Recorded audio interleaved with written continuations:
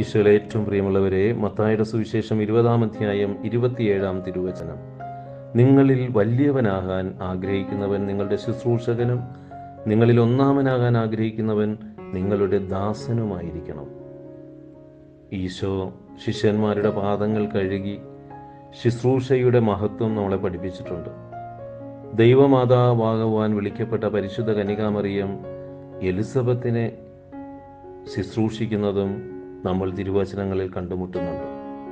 ജീവിതം അവരനെ ശുശ്രൂഷിക്കുവാനുള്ളതാണെന്നുള്ള തിരിച്ചറിവ് നമ്മുടെ ജീവിതത്തിൽ നിലനിർത്താം.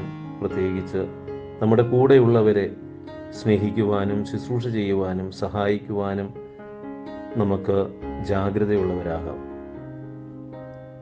കർത്താവെ അനുഗ്രഹിക്കണമേ. പരിശുദ്ധ ദൈവമാതാവേ, ക്രൂശിതനായ കർത്താവിൻ്റെ തിരുമുറിവുകൾ ഞങ്ങളുടെ ഹൃദയത്തിൽ പതിപ്പിച്ചുറപ്പിക്കണമേ. ആമേൻ.